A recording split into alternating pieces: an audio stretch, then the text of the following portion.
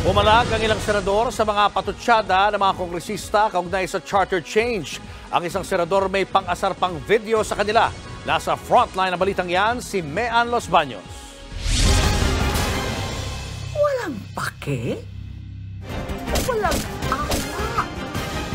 Ito ang tila pasaring ni Senadora Amy Marcos sa Kamara sa gitna ng issue ng People's Initiative. Sa video, nag-alakupido siya at pinana ang isang lalaki sabay pakita ng papel na may mga pirma.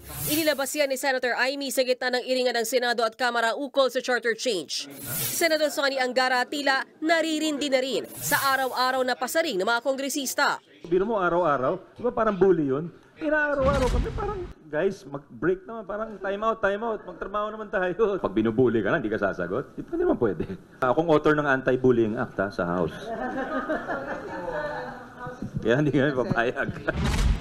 Buwelta pa ni Angara, bakit ang ingay ng Kamara? Isinisimula naman na ang pagdinig ng Senado sa Chacha. May kasunduan na rin ang Senado ang mangunguna sa Chacha hearings para matigil na ang PI. Pero ano daw ba ang nangyari? Ginagawa na nga namin yung gusto nyo. Tapos, and yet, tinutuloy nyo pa rin parang iniisahan nyo yung taong bayan, iniisahan nyo kami.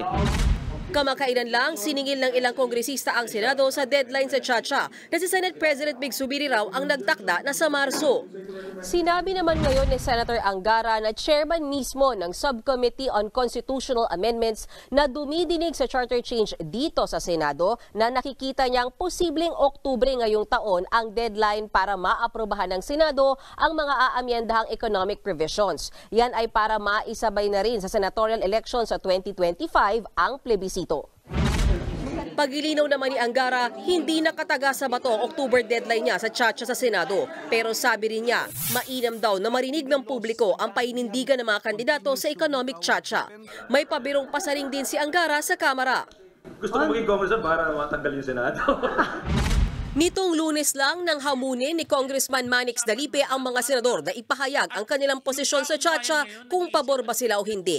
Hindi yan nagustuhan ng ilang senador gaya ni Senator Cheese Escudero. Buwelta ni Senator Cheese, look who's talking. Sinagot niya rin ito ng isa pang hamon. Bakit hindi raw ang mga kongresista ang maging accountable at umami na nasa likod sila ng di umano'y peking People's Initiative?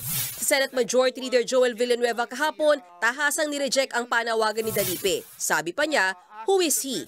Ipinagtanggol naman si Dalipe ng ibang kongresista kahapon. Again, this is where parliamentary courtesy should come in. No? You know, we respect. There must be some respect in the opinion of the member. With respect doon sa opinion ni... Sino nga ulit yun? Sino nagsabi? The majority leader of the Senate, sir, Senator. Sino yun? I mean, look, it was the majority leader of Congress who they know each other. This is why kami sa Congress, gusto namin i-elevate yung discussion. Pag-usapan natin yung merits nung amendments. Tinawag naman ngayong araw ni Ako Bicol Party List Representative Zaldico na masyadong mayabang si Villanueva. Inungkat din niya na dating Party List Representative si Senator Villanueva. Patutsyada niya pa at perpetually disqualified raw siya ng ombudsman. Sagot lang ni Villanueva, liars go to hell. Lahat daw iimbentohin nila dahil sa pagiging desperadong mapagtakpan ang mabaho at peke raw nilang PI. Nagbabalita mula sa Frontline, Mean Los Baños, News 5. Mga kapatid, Lucy Cruz Valdez po, maging maalam at may pakialam sa mga napapanahong balita sa bansa. Tumutok at mag-subscribe sa News 5 social media pages.